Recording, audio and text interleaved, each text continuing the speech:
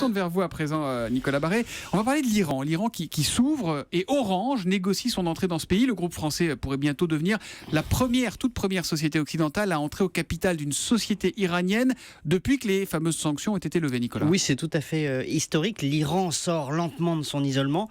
Alors effectivement, Orange discute avec un opérateur mobile là-bas qui est la filiale de l'opérateur historique dans lequel on trouve au capital, figurez-vous, les gardiens de la Révolution. Donc vous voyez, c'est quand même pas simple. C'est-à-dire qu'Orange pourrait être co-actionnaire avec les gardiens de la Révolution. De façon un peu indirecte, les gardiens de la Révolution étant l'élite militaire du régime. Donc vous voyez, on avance dans ce pays évidemment avec beaucoup de prudence, c'est délicat.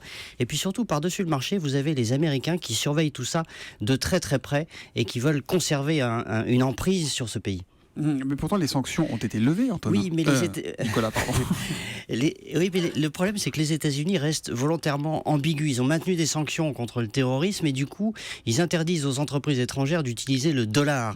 Or, tous ces grands contrats se font en dollars. Donc, vous avez cette hypocrisie américaine. D'un côté, les diplomates qui disent les sanctions ont été levées, et puis de l'autre, vous avez le département de la justice américain qui se réserve toujours la possibilité de taper sur les entreprises étrangères qui font du business là-bas. Bon, ça veut dire que c'est une manière de contrôler le marché iranien sans le dire, ça. Exactement, et ça commence d'ailleurs à énerver beaucoup les Iraniens parce qu'on leur avait vendu un deal dans lequel ils abandonnaient le nucléaire et puis de l'autre côté ils avaient les sanctions étaient levées, ils pouvaient faire des affaires. En réalité, les États-Unis exercent une telle pression sur ces grands groupes étrangers, comme par hasard d'ailleurs souvent européens, pour freiner leur accès au marché iranien que du coup ces grands groupes avancent avec une prudence dessus ou alors n'y vont carrément pas.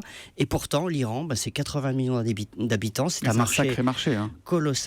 Et puis surtout, c'est un marché qui a les Iraniens ont un énorme appétit d'ouverture et on sait très bien que l'ouverture économique et l'ouverture politique, souvent, ça va ensemble. Ça rappelle un peu ce que les Américains avaient fait en Irak, où ils avaient préempté le marché de la reconstruction en Irak. La puissance impériale, la puissance impériale américaine qui s'exerce. Antonin André, tiens, restez avec nous parce que tout à l'heure à 8h15, Jean-Pierre Elkabbach recevra Julien Drey, qui est vraiment un proche parmi les proches du président. Vous savez ce qu'il dit, Julien Drey, de François Hollande? Il dit c'est le gagnant du loto. C'est un homme qui a toujours de la chance. Eh ben, on verra si la chance le suit. Et en tout cas, il devra d'abord répondre aux questions de Jean-Pierre Elkabbach tout à l'heure à 8h15 pour l'interview politique. À lundi, les éditorialistes.